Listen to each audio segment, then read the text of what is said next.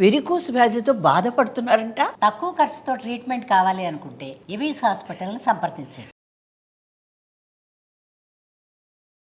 నమస్తే రమగారు. నమస్తే జయ. రమగారు, మీకు మోగ్లీ క్యారెక్టర్ గుర్తుందండి? బాబా, ఫేవరెట్ క్యారెక్టర్ నాకు. అవునండి, సెన్సేషనల్ క్యారెక్టర్. అది మాత్రం మనకి నేను ఇప్పటికీ చూస్తాను జయ. జంగిల్ బుక్ కార్టూన్ వచ్చినా చూస్తాను, సినిమా వచ్చినా చూస్తాను. అడవి మనుషులు, అడవిలో ఉండటం, అసలు వాడి చేష్టలు. కానీ ఇప్పుడు పిల్లలు చూడట్లేదు రమగారు. ఇప్పుడు పిల్లలు వీళ్ళు చూసేవి వీళ్ళంతా ఈ సూపర్ హీరోస్ చూస్తున్నారు కదా జయ. ఇప్పుడు పిల్లలంతా కత్తులు, కటార్లు, ఏవో రకరకాల ఆయుధాలు, వాడికి నుంచి అక్కడికి ఎగిరి వెళ్ళిపోవడం, ఐరన్ మ్యాన్, సూపర్ మ్యాన్, ఇంకేదో మ్యాన్ చూస్తున్నారు. ఏమో మరి ఇప్పటి పిల్లలు అంటే మేము మొగలి గిగిలి చూస్తాము. అదేంటి టామ్ అండ్ జెర్రీ కూడా చూస్తాను నేను. టామ్ అండ్ జెర్రీ నేను కూడా చూస్తాను. చిన్నప్పుడు చూసేవాళ్ళం, ఇప్పుడు కూడా బాగా ఇంట్రెస్టింగ్ గానే ఉంటాయి అవి. అంటే ఎవర్ గ్రీన్. కానీ అడవిలో తిరగటం, అడవిలో ఉండటం, అసలు భాష రాకపోవటం, అదే ఇలాంటి మనుషులు ఉన్నారంటారా రమ్మగారు? ఎవరో ఉండే ఉంటారు జయ. అప్పుడు ఎవరో దొరికే తోడేలు మనిషి అలాంటివి చెప్పేవాళ్ళుగా. ఇప్పుడు ఎలా ఉన్నారు మన వాళ్ళు కూడా ఏదో ఒక సినిమా తీసినట్టున్నారు, అడవి దొంగ ఏదో సినిమా, ఏవో అట్లా. తర్వాత ఉంటే ఉండుండొచ్చు, జరిగితే జరిగి ఉండొచ్చు. మనము అడాప్ట్ అయిపోతారు కదా, ఎవరు ఎక్కడికి వెళ్తే ఎక్కడ బతికితే అక్కడ పద్ధతుల ప్రకారం ఉంటారు అంతే. చందమామలో కూడా ఉంది అరణ్యపర్వం అని ఈ మోగ్లీ కథ. 60s లో చందమామలో కూడా వేశారు. ఇట్లా అడవి మనిషి ఇదే కదా జంగిల్ బుక్కే. అవునా? అంత పాతది కదా అది. మనం వీడియోగా మన కార్టూన్ గా తర్వాత వచ్చింది, దానికి బేసిక్ బుక్ ఉంది. స్టోరీ ఉంది, దాని తెలుగులో కూడా రాశారు. అరణ్య పురాణం ఆ కథ పేరు. అరణ్య పురాణం అంటే సేమ్ మొగ్లీ స్టోరీయే. వాళ్ళ జంతువులతో ఉండటము, అందులో పులి, షేర్ ఖాన్ అవన్నీ ఉంటాయి. మామూలు కథే మొత్తం అదే. అలాంటిది ఒక కథ ఉంది మన దగ్గర, చెప్పండి. కాస్త అటు ఇటుగా ఉన్నది.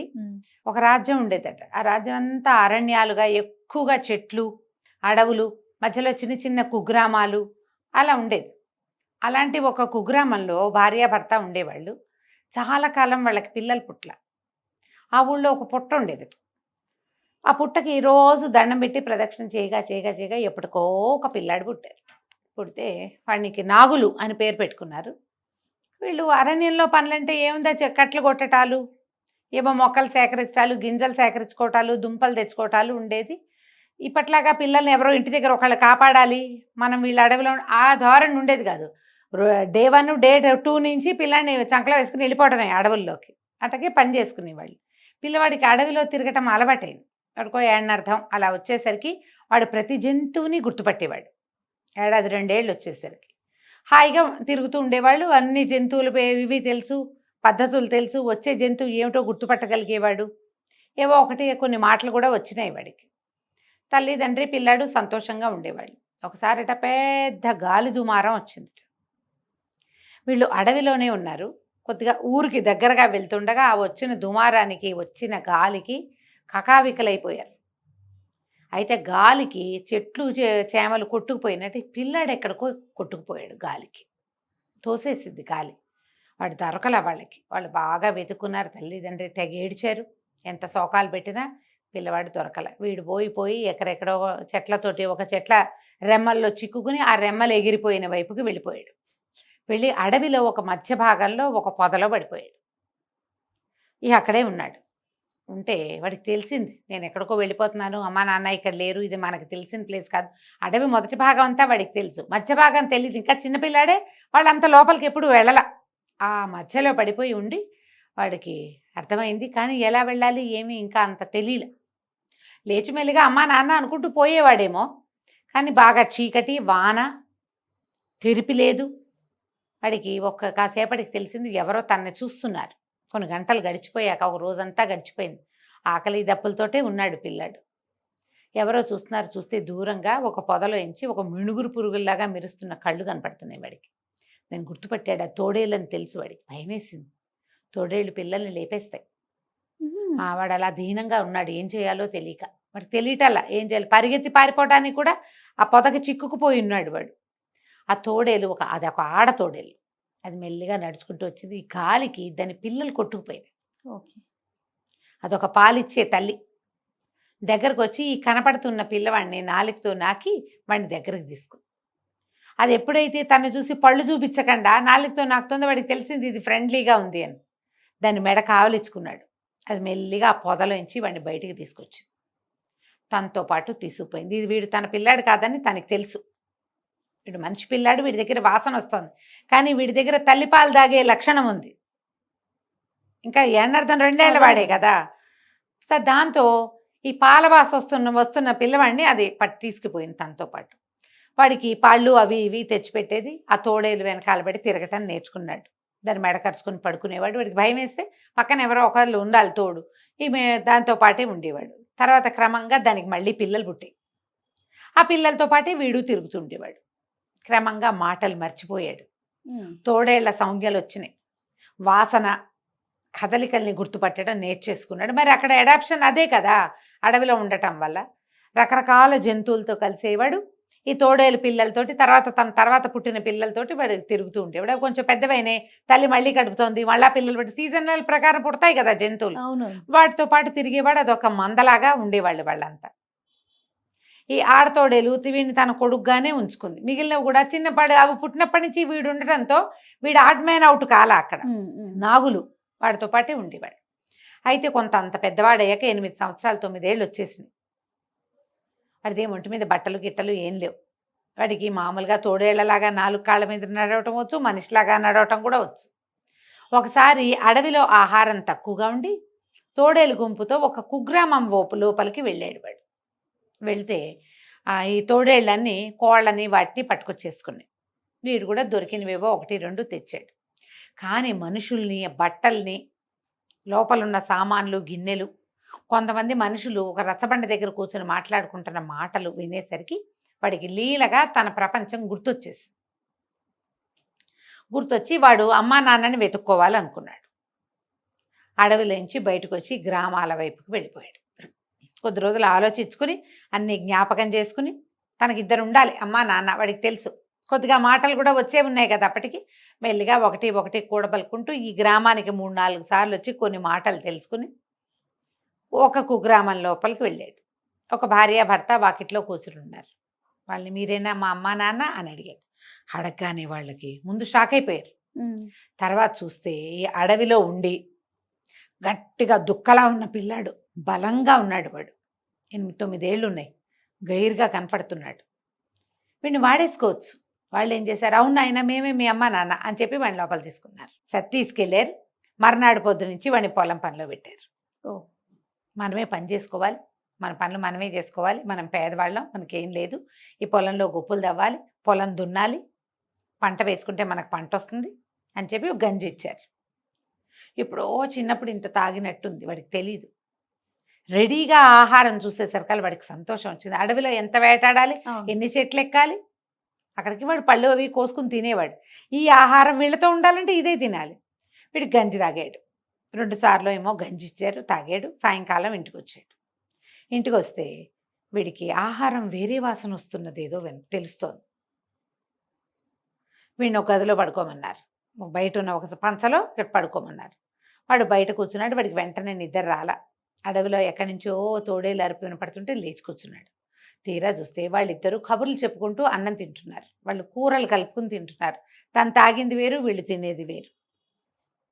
ఆవిడేమంటోంది, ఆడమనిషి అంటోంది, దుక్కలా ఉన్నాడు కుర్రాడు, శుభ్రంగా వాడేసుకోవచ్చు వీడిని, ఏముంది మన బిడ్డే అంటే చాలు, వాడికి ఇంకేం చేయక్కర్లే, మనతో పాటు ఉంచుకుంటే హాయిగా పనిచేస్తాడు, గంజితో సరిపోతుంది.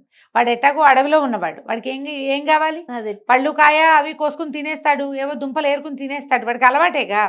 ఓ చెంబడి గంజి పోస్తే చాలు, అన్నం వాచేసి గంజి వాడిపోస్తే అన్నం మనం తినే. అనగానే వాడికి తెలిసిపోయింది, అమ్మో వీళ్ళు నన్ను మోసం చేస్తున్నారు. అక్కడి నుంచి బయటికి వెళ్ళిపోయాడు. ఇంకో గ్రామానికి వెళ్ళాడు. వీడు ఇంకో గ్రామానికి వెళ్తే ఓ భార్య భర్త కూర్చుని కనపడ్డారు. వాళ్ళు కొంచెం పెద్దవాళ్ళు, ఒక 50 ఏళ్ళు అలా ఉంటాయి, కాస్త పెద్దవాళ్ళు. పిల్లలు పెద్దవాళ్ళు అయ్యి ఫ్యామిలీని వదిలిపెట్టి వెళ్ళిపోయారు. ఇప్పుడు పిల్లలంతా కలిసి ఉండే ఇళ్ళు ఏం కావు అవన్నీ, ఇద్దరిద్దరు మనుషులే ఉన్నారు, ఆడా మగ. వీడు మీరేనా మా అమ్మ నాన్న అని అడిగాడు. అడిగేసరికి వాళ్ళకి తెలిసింది వీడికి ఏదో వచ్చింది ప్రాబ్లం అని. సరే బాగా కనుక్కున్నారు. కనుక్కుంటే వీడు అడవిలో నుంచి వచ్చాడని తెలుసుకుని వాడిని ఇంట్లో ఉంచుకున్నారు. ఇంట్లో ఉంచుకుని మెల్లిగా చిన్న పనులు చేయించడం మొదలుపెట్టారు. అన్ని పనులే. 2 రోజులు 3 రోజులకి వీడికి తెలిసింది, వీడు కూడా నన్ను పని చేయిస్తున్నారు, వాళ్ళు వేరే పదార్థాలు తింటున్నారు కానీ నాకు అవి పెట్టట్లేదు. అయితే మీరు మా అమ్మ నాన్న కాదు, నేను వెళ్ళిపోతానన్నాడు. కానీ మొదటివాడు అంత గట్టివాడు కాదు, వీడు బాగా గట్టివాడు. వీడు ఈ కుర్రాన్ని 2 దెబ్బలేసి, ఈ నాగుల్ని ఎక్కడికి వెళ్తావు, పని చేస్తానని ఒప్పుకుంటే కానీ గదిలోంచి బయటికి రానివ్వనని చెప్పి ఓ గదిలో వేసి తలపేసేసాడు. వీడు అర్ధరాత్రి దాకా కూర్చున్నాడు, ఏం చేయాలో తెలియక. అర్ధరాత్రి వాడికి తోడేలు అరుపు వినపడింది. దూరంగా ఉన్న వినిపిస్తుందిగా వాడికి. వాడేమనుకున్నాడు, ఓహో ఇదే కరెక్ట్ అని ఇక తోడేలాగా అరవడం మొదలుపెట్టాడు. ఈ ఇంట్లో వాళ్ళు హడిలిపోయారు. వీడు అరుపులకి నాకు హెల్ప్ చేయండి అని అరుస్తున్నాడు. వాడు ఎలా అరుస్తున్నాడు వీళ్ళకేం తెలుసు, తోడేళ్ళు అరిపే తెలుసు. అడవిలోంచి ఎన్ని తోడేళ్ళు వచ్చి బాకిట నుంచుంది. హడలు పుట్టింది. తోడేళ్ళంటే మామూలుదే అది. గబగబా తలుపు తీశారు. బాబు వెళ్ళిపో అని. వీడు వాళ్ళ దగ్గర నుంచి బయటకు వచ్చేసాడు. సో మనుషులు మోసం చేస్తారు, మాయగా ఉంటారు. ఒక తోడేలు వాడి దగ్గర తీసింది, మిగిలిన తోడేళ్ళన్నీ కలుపుకున్నాయి. మనుషులు మాత్రం అట్లా లేరు. పోనీ ఎవరో అనుకో, పోన్లే పిల్లాడని చేరదీసి మామూలుగా ఉంచుకోవచ్చు కదా, తమతో పాటు ఉంచుకోరు, వాళ్ళని వాడేయాలని చూస్తారు. వాడు మెల్లిగా ఆ ఊరు ఈ ఊరు తిరగటం మొదలుపెట్టాడు. తీరా 3వసారి 4వ ఊరు అలా వెళ్తే ఒక వేప చెట్టు కింద ఒక భార్యాభర్త దీనంగా కనపడ్డారు. డల్గా ఉన్నారు. వాళ్ళకి ఒక పక్కన ఒక పొయ్యి మీద అన్నం కొత్త ఉడుకుతోంది. ఇద్దరు కూర్చుని ఉన్నారు. మీరేనా మా అమ్మ నాన్న అని అడిగాడు. అడిగితే వాళ్ళు చాలా దీనంగా ఉన్నారు. మెల్లిగా తలకాయ ఎత్తు చూసి, బాబు ఎన్నేళ్ల క్రితము మా అబ్బాయి ఒకడు 2 ఏళ్ల పిల్లాడు గాలివానకి కొట్టుకుపోయాడు. పిల్లాడు ఏమైపోయాడో తెలీదు. కాస్త అటు ఇటుగా నీ వయసే ఉండొచ్చు ఇప్పుడు. కాస్త మొహం కూడా అలాగే కనపడుతుంది. అవునో కాదో తెలీదు. మాతో ఉండన్నాడు. వీడికి ఏం డౌటు, ఇప్పుడు 2 సార్లు గమనించాడు. తోడేలు తెలివితేటలు, మనిషి తెలివితేటలు వాడకుండా తోడేలు తెలివితేటలు వాడుతున్నాడు. అయితే ఏమన్నారు వాళ్ళు, అన్నం తింటావా అని అడిగారు. ఏమన్నా తిన్నావా, అన్నం తింటానన్నాడు. తింటానంటే ఆవిడ ఏం చేస్తుంది, ఆ కుండ తీసుకొచ్చి 3 ఆకులు వేసి 3 బోర్లు ఇచ్చింది. ఏవో కూర తెచ్చి వేశారు. వీడికి కూడా కూర వేశారు. వాడు వీళ్ళ ఆకుల్లోది వాసన చూస్తున్నాడు. వాళ్ళు కూడా అదే తిన్నారు. సరే తిన్నారు. అన్నం తిన్నాక లోపల తీసుకెళ్ళారు. ఏదో ఒక మంచం ఉంది, ఆ మంచం మీద పడుకున్నాడు. పడుకున్నాక మర్నాడు పొద్దున్న లేచాక, నేను ఏ పనైనా చేయగలను, నేను ఎన్ని పనులైనా చేస్తాను, ఏ పనైనా చేస్తాను, నాతో బాగా ఉండండి అని అడిగాడు. అడిగితే వాళ్ళు ఏమన్నారు, నువ్వు పని చేయటం ఎందుకురా, చిన్నపిల్లాడివి కదా, నువ్వు పని ఏం చేయక్కర్లా, నువ్వు ఇప్పుడు ఆడుకునే వయసు, ఏదైనా నేర్చుకునే వయసు, చదువుకోవచ్చు కూడా. నువ్వు ఊళ్ళో ఒక చిన్న బడి ఉంది, నువ్వు పొద్దున్న అన్నం తిని అక్కడికి వెళ్ళు, వాళ్ళ దగ్గరికి వెళ్ళి ఏమైనా చదువుకో, ఏదైనా నేర్చుకో, హాయిగా నీ వయసు పిల్లలు 5-6 ఉన్నారు, ఆడుకో. అమ్మా నాన్న ఉన్నారు కదా పని చేయటానికి, నువ్వేం పని చేయక్కర్లా అనగానే వాడికి సంతోషం వచ్చింది. వాళ్ళిద్దరిని కావలిచ్చుకున్నాడు. కావలిచ్చుకున్నాక వాడికి తెలిసింది, వీళ్ళు నా ఓనే, నా సొంత వాళ్ళు అని. వాడికి రాత్రిపూట సాయంకాలం అయ్యేసరికి తోడేళ్ళు గుర్తొచ్చేవి. బాధగా ఉండేది వాళ్ళని వదిలేశానని. కానీ వాడు వీళ్ళతోటి హాయిగా ఉండటం తెలుసుకున్నాడు. వాళ్ళు పెట్టే తిండి, నోటికి తిండి అందించటము, శుభ్రంగా స్నానం చేయించటము, ఎక్కడికైనా వెళ్తుంటే వెంబడి పెట్టుకు తీసుకెళ్ళటము, నలుగురికి వీడే మా పిల్లాడని చెప్పటము, వాటి వల్ల క్రమంగా వాడు వాళ్ళతోటి అడ్జస్ట్ అయిపోయాడు. రాత్రిపూట తోడేళ్ల గుంపు మందది అరుపులు వినపడ్డప్పుడల్లా మా అమ్మ కూడా ఇక్కడే ఉంది వీళ్ళలో అని గుర్తు చేసుకునేవాడు. కానీ క్రమంగా వీళ్ళ దగ్గరుండి మనిషి పిల్లవాడిలాగా ప్రవర్తించడం అన్నీ నేర్చుకున్నాడు. హాయిగా ఉన్నాడు. కథ కంచికి మనం ఇంటికి. బాగుందండి. నమస్తే. నమస్తే.